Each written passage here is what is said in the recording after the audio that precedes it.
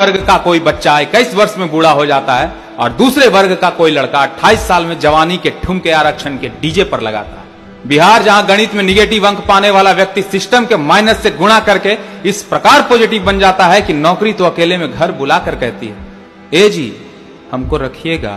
तालियों की गड़गड़ाहट में न्यू इंडिया का नारा भले ही भावनाओं की थाली में संभावनाओं को सजाकर निकलती तो एक सुनहरे भविष्य की तरफ है, लेकिन समझौतों के लहर में अतीत के बुलबुले यकीनी तौर पर हैरान तो करते हैं।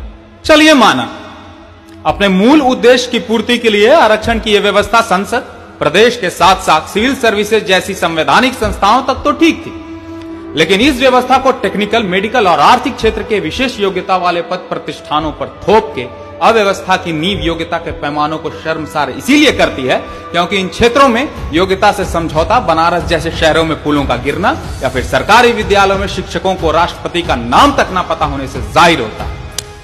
देखिए, हिंदुस्तान की गलियारों में प्रतिभा तो उस कंकड़ की तरह है जिसे वक्त के हथौड़ों से पीटना ही उसके भविष्य के नक्काशी का आधार बनती। जिम्मेदारी के बोझ तले संस्कारों की गठरी बांधकर कोई युवा कंपटीशन के जंग में कूदता तो ऐसे है मानो जमीन हिल जाए। मन को बहला फुसला कर कभी दिक्कत हो तो 3 इडियट्स वाला ऑल इज वेल सुनकर प्रतिस्पर्धा का श्री गणेश भी कर देता है। लेकिन वर्चस्व की इस लड़ाई में जब उसके पास होने का फैसला उसकी कलम नहीं बल्कि उसके जात करने लगे तो अध्ययन के नाम पर प्रतिभा का चीर हरण किसी नैतिक दोगलेपन से बढ़कर कुछ नहीं। समानता को स्थापित करने के नाम पर वर्गों को मतकारी की चाशनी पकड़ाने का नाम है आरक्षण। समुदाय विशेष को सिर्फ जन्म के आधार पर अंकों की मुफ्तखोरी का अद्भुत आयाम है आरक्षण।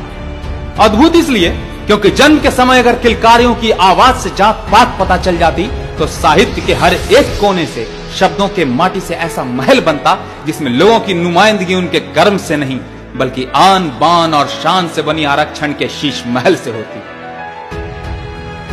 इसीलिए वक्त की यह मांग है कि बदलता हिंदुस्तान बदलाव की एक ऐसी कहानी लिखे, बदलता बिहार बदलाव की एक ऐसी कहानी लिखे जिसमें अवसरों की समानता ही भविष्य की पहली ईंट साबित हो। भविष्य जो विद्यमान हो, भविष्य जो कायनात के गगन में दैदीप्यमान हो, भविष्य जिसमें प्रतिभा के प्रकाश का जातिवाद के अंधकार तले सम्मान हो और अंततः भविष्य जो बिहार और हिंदुस्तान के चप्पे चप्पे में एक समान हो। धन्यवाद।